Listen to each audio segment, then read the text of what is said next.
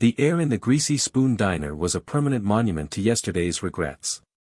It smelled of stale coffee, burnt bacon, and the faint, chemical sweetness of industrial-grade cleaner that never quite managed to erase the grime. For Clara, it was the smell of survival, a scent she carried home in her hair and on her clothes, a constant reminder of the life she was living versus the one she had once dreamed of.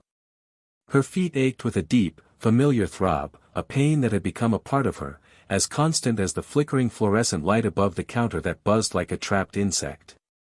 She moved through the narrow aisles between cracked vinyl booths with a practiced, weary grace.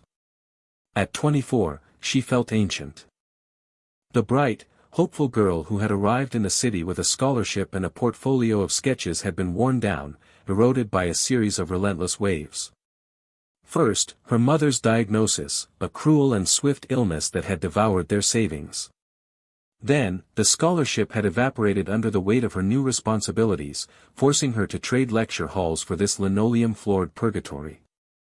Now, her life was a repeating cycle of 8-hour shifts, lukewarm meals eaten standing up in the kitchen, and fretful, dreamless sleep before it all began again. The diner was ruled by a man whose soul was as sour as the milk he sometimes refused to throw out. Mr. Sterling was a petty tyrant of the highest order. He was a man shrunken by his own disappointments, and he took his vengeance on the world by squeezing every last drop of dignity from his employees. He watched them like a hawk, his thin lips pressed into a permanent sneer, his eyes darting, always looking for an infraction. A spilled drink meant a deduction from wages. A cracked plate was a cause for a lecture on carelessness. A moment of idle chatter was a sin punishable by the dirtiest jobs at the end of a shift. Clara had learned to make herself small, to become part of the faded wallpaper. She kept her head down, her voice soft, her movements efficient. She did her job, collected the pittance he called a wage, and funneled most of it to the nursing home where her mother was receiving care. The tips were her lifeline, the crumpled bills and loose change she smoothed out each night were the only things that kept the electricity on in her tiny apartment. They were a testament to her forced smiles and her tireless patience. On that particular Tuesday, the sky outside was the color of a bruise, heavy with the promise of a storm that had been threatening for days. The diner was mostly empty, populated only by a few regulars who seemed as worn out as the furniture. An elderly man nursing a single cup of coffee, his newspaper spread before him like a shield. A pair of construction workers silently devouring plates of hash browns. The atmosphere was thick with a melancholic quiet, broken only by the clatter of cutlery and the ever-present hum of the cooler. Then, the bell above the door chimed, a tinny, cheerful sound that was utterly out of place. A little girl stood in the doorway, hesitating on the threshold. She couldn't have been more than 7 or 8 years old, a tiny figure dwarfed by the grimy world she had just entered. She wore a denim jacket that was slightly too big for her, adorned with a brightly colored patch of a cartoon unicorn.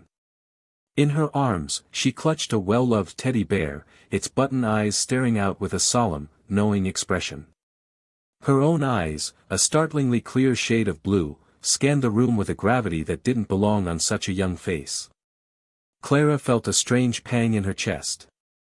The child seemed so alone, an island of innocence in a sea of weary resignation. She walked over, her professional smile softening into something genuine. "Hi there, sweetie. Just you today?" Clara asked, her voice gentle. The little girl nodded, her gaze fixed on the floor.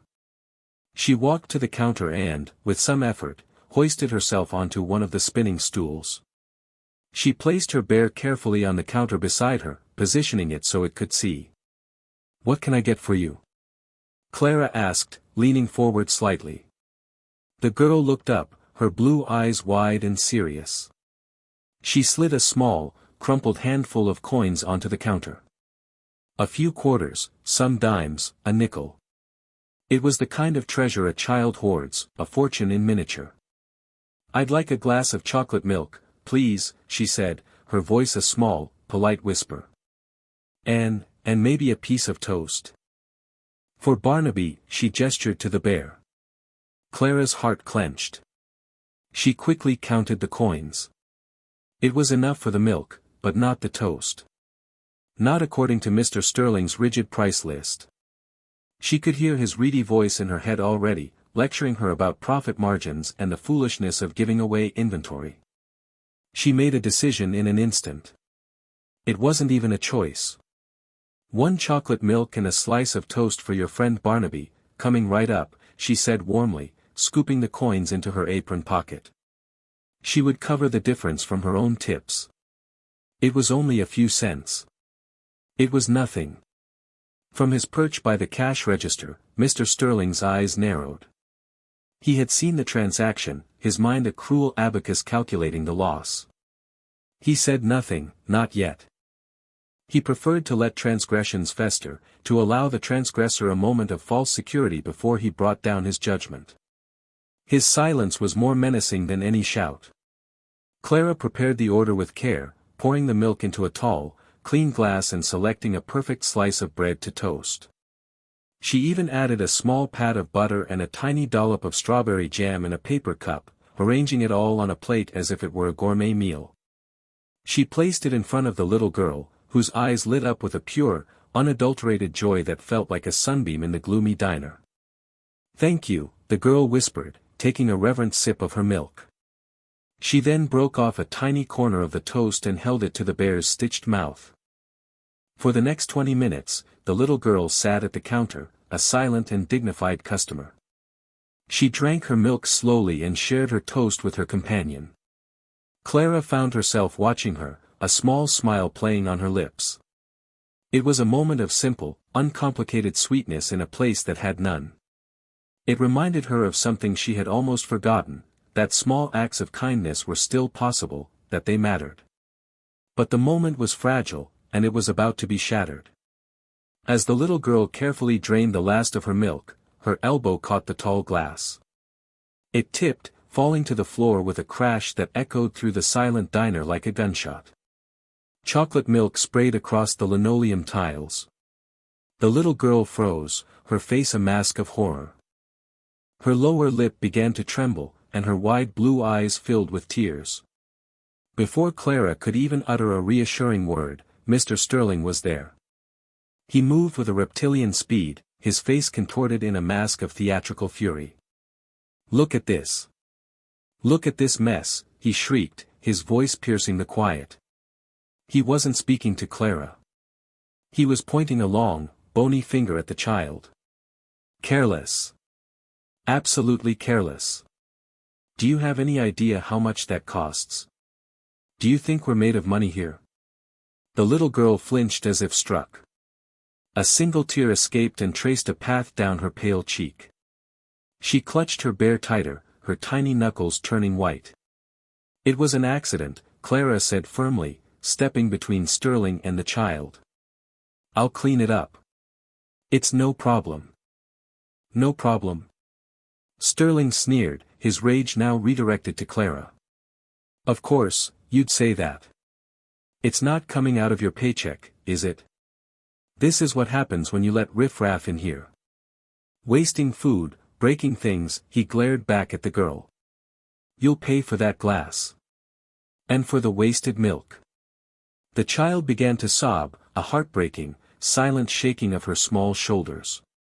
Something inside Clara, something long dormant and worn down by exhaustion and despair, snapped. She had endured his insults, his penny-pinching cruelty, his relentless degradation. But she would not let him do this to a child. Not in her world. Not today. "Stop it," she said. Her voice was low, but it cut through the air with the sharp edge of a razor. It was a voice Sterling had never heard from her before. He blinked, momentarily stunned by her defiance. "What did you say to me?" "I said, stop it," Clara repeated, her own eyes now flashing with a cold fire. "She is a child. It was an accident. You will not speak to her that way. I will pay for the glass. I will pay for the milk. Now leave her alone." She stood her ground, a fragile but unmovable barrier protecting the weeping girl. The air in the diner crackled with tension. The few other customers stared, frozen in their seats.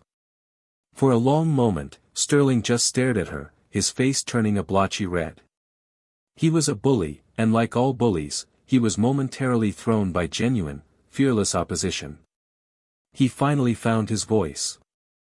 "You're fired, Clara," he hissed, spitting the words out like poison. "Get your things and get out. You're done." Clara didn't flinch. She felt a strange, terrifying calm settle over her. She had nothing left to lose. She turned her back on him, knelt down beside the little girl, and gently wiped the tears from her face with a napkin. "It's okay, sweetie," she whispered, her voice soft again. "It's not your fault. It was just an accident. Grown-ups are silly sometimes." The little girl looked up at her, her sobs subsiding into small hiccups. She threw her arms around Clara's neck and hugged her tightly. Clara hugged her back, holding the small, trembling body, feeling a wave of fierce, protective instinct she hadn't known she possessed. From a parked car across the street, a man watched the entire scene unfold. He sat behind the wheel of a nondescript sedan, his large frame filling the driver's seat. His hands, covered in faded tattoos, rested on the steering wheel.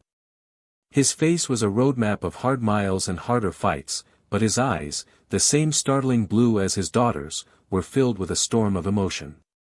He had been waiting for her, giving her a small test of independence, a chance to buy her own treat like a big girl. He had seen the waitress's initial kindness. And now, he had seen her sacrifice. He watched as his daughter was comforted, as the cruel little man dismissed the only decent person in the building. He started the car, his expression unreadable, and drove away. Clara helped the little girl gather her bear, walked her to the door, and watched until she was safely down the street. Then, she turned back to face the wreckage of her life. She quietly took off her apron, the one stained with grease and coffee, and laid it on the counter. She didn't say a word to Sterling. There was nothing left to say. She walked out of the Greasy Spoon diner, the tinny bell marking her exit, and into the cold, damp air. The storm had finally broken. Rain began to fall, mingling with the silent tears on her cheeks. The days that followed were a descent into a quiet, gray hell. The firing from the diner was a stone thrown into the still, murky pond of her life, and the ripples spread outwards, touching everything. Her final paycheck was maliciously small, docked for the broken glass, the spilled milk, and a dozen other fabricated infractions Sterling had invented out of spite. It was barely enough to cover a fraction of her rent. Panic, a cold and suffocating thing, began to set in. She spent her mornings scouring online job boards, her afternoons walking from one business to another, her evenings staring at a growing stack of bills on her small kitchen table. The rejections were relentless. "We're not hiring, you're overqualified, you're underqualified, we'll keep your application on file." Each one was a small, sharp blow, chipping away at her dwindling hope. The city that had once seemed full of promise now felt like a labyrinth of closed doors. The nursing home called, a polite but firm voice reminding her that her mother's account was past due. The landlord slipped a notice under her door, its red letters screaming with urgency.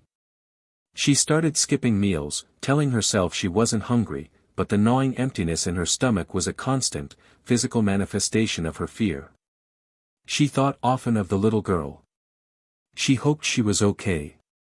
She wondered if the child even remembered her. The act of defiance that had cost her so much felt both profoundly significant and utterly foolish. She had stood up for what was right, and her reward was destitution. A bitter, cynical voice in the back of her mind whispered that her grandmother had been wrong. Helping people didn't always help you. Sometimes, it just dragged you down with them. One week after she was fired, she sat in her silent apartment, the eviction notice clutched in her hand. The rain was beating against the windowpane again, a dreary, monotonous rhythm that matched the dull ache in her heart. She had reached the end. There were no more options, no one left to call. She felt utterly and completely alone, adrift in a cold, indifferent world. She had tried to be a good person. She had worked hard. She had cared for her mother. And for what? To be cast aside, to be broken by a petty, cruel man over a spilled glass of milk. It was then that she heard it. At first, it was just a faint vibration, a low thrum that seemed to come from the very bones of the old building. She thought it might be thunder, a deeper and more resonant cousin to the rain that was already falling. But it didn't fade. It grew. The low hum deepened into a rumble, a steady, powerful roar that seemed to be approaching from all directions at once. The water in the glass on her table began to tremble. The window panes rattled in their frames. The sound swelled, no longer just a noise but a physical presence, a wave of pure, mechanical power that washed over the entire neighborhood. It was the sound of 100 synchronized heartbeats, all of them forged from steel and fire. Clara got up and walked to her window, her own heart pounding in a strange mix of fear and curiosity. She peered down at the street below. And she forgot how to breathe. The street, normally empty save for a few parked cars, was gone. In its place was a river. A river of chrome and black leather, a flowing, metallic torrent that filled the road from curb to curb. Motorcycles. Hundreds of them. They were packed together, their engines idling in a deafening, unified chorus. They were a legion, an army on two wheels, their headlights cutting through the gray, rainy afternoon like a constellation of angry stars. People in the neighboring apartments were appearing at their windows, their faces pale with shock and fear. Doors were being locked. Blinds were being drawn. The arrival of this fleet was an invasion, a disruption of the highest order. At the head of the procession, a man dismounted from a bike larger and more imposing than all the rest. He was huge, a mountain of a man clad in worn leather. As he took off his helmet, Clara saw his face. A face she had never seen before, yet his eyes were shockingly familiar. They were the same clear, piercing blue as the little girl's. He moved with a slow, deliberate purpose, the sea of bikers parting before him. He walked to the entrance of her apartment building and stood there for a moment, looking up, his gaze seeming to find her window, to look right through it and into her soul. Then, he disappeared inside. A moment later, there was a knock on her door. It was a heavy, solid knock, not tentative or polite. It was a knock that did not expect to be ignored. Clara stood frozen in the middle of her small living room, her mind racing. This couldn't be happening. It was a dream, a hallucination brought on by hunger and despair. The knock came again, louder this time. Taking a deep, shuddering breath, she walked to the door and opened it. The man filled the entire doorway. He was even larger up close, his shoulders as wide as the frame itself. Tattoos snaked up his neck and disappeared into a thick, graying beard. His leather vest was covered in patches, symbols of a life she couldn't begin to comprehend. He looked like every nightmare her mother had ever warned her about. But his eyes held no menace. They held a deep, quiet gravity, and something that looked almost like gratitude. Behind him, clutched in his massive hand, was the small hand of the little girl from the diner. She was holding Barnaby the bear in her other arm. She peered around her father's leg and gave Clara a small, shy smile. "Are you Clara?" the man asked. His voice was a low rumble, like gravel being poured over stone. It was a voice that commanded attention without having to be raised. Clara could only nod, her throat suddenly dry. "My name is Marcus," he said. "But my friends call me Sarge. This is my daughter, Lily," he gestured down at the little girl. "I believe you've met." Yes," Clara stammered. "I was across the street that day," he continued, his blue eyes unwavering. "I saw what you did. I saw how you treated my little girl.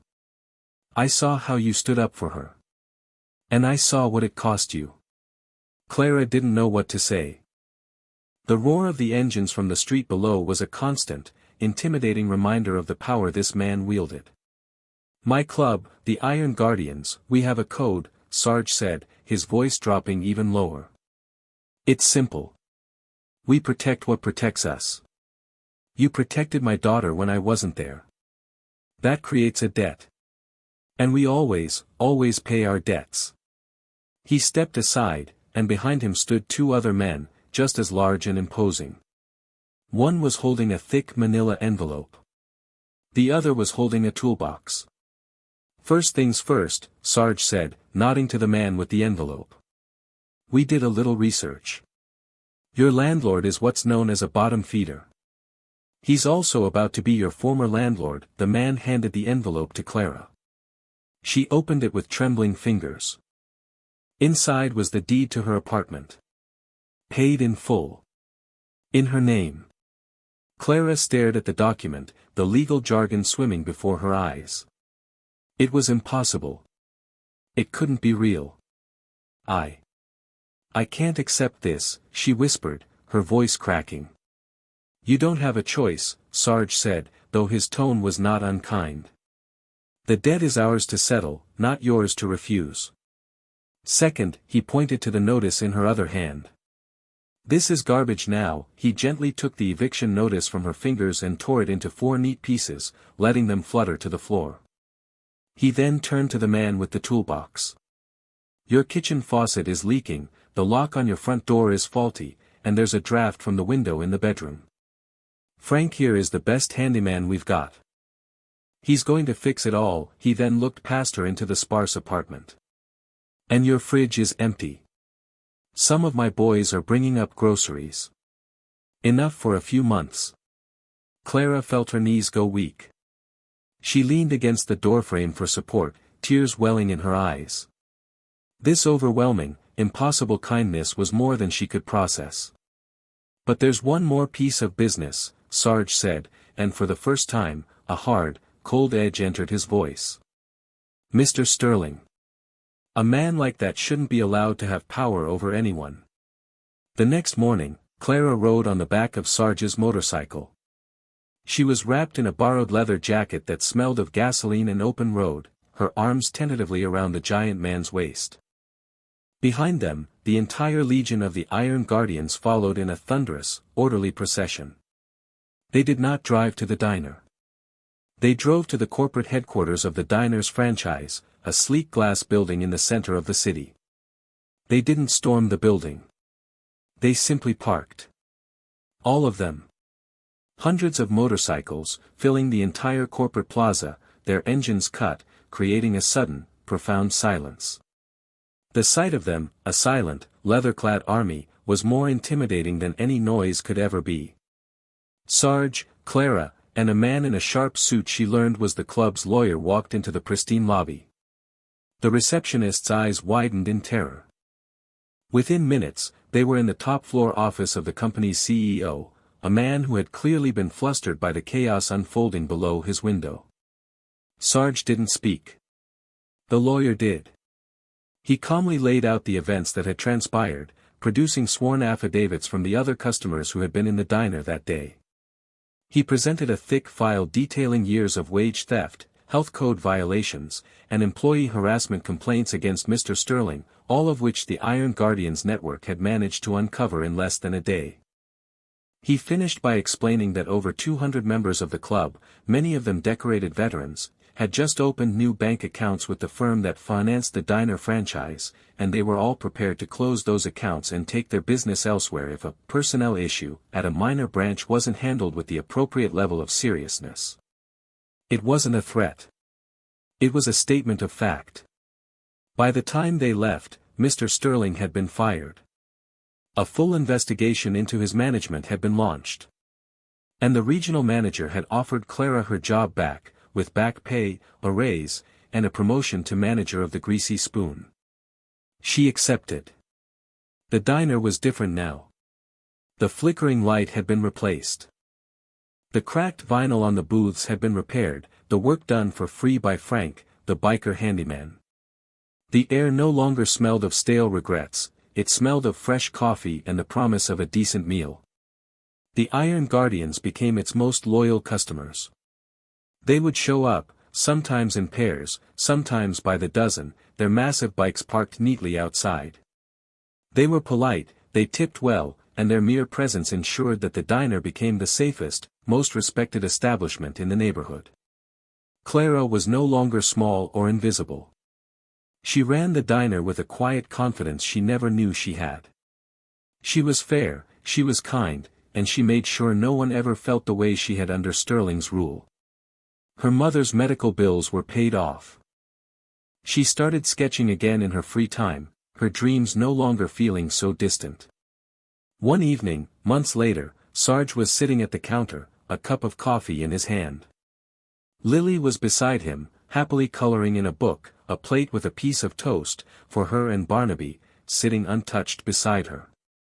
Clara brought Sarge a refill. "I still don't know how to thank you," she said softly, her voice thick with emotion. Sarge looked up from his coffee, his blue eyes meeting hers. He gestured toward his daughter, who was humming a happy little tune. "You showed my little girl that the world isn't all hard edges and cruel people," he said, his gravelly voice filled with a father's simple, profound gratitude. "You showed her that there are still good people willing to stand up for what's right, no matter the cost. You gave her that gift. We just paid for it. Paid in full." Clara looked around her diner, at the warm lights, the clean tables, the unlikely family of leather-clad guardians who now called this place a second home. She looked at the little girl who had started it all with a spilled glass of milk. She had learned a powerful lesson. Kindness wasn't a weakness. It wasn't a liability. It was a shield. It was a beacon. And sometimes, when offered without expectation, it could summon an army of angels to your door. Even if those angels happened to ride Harleys.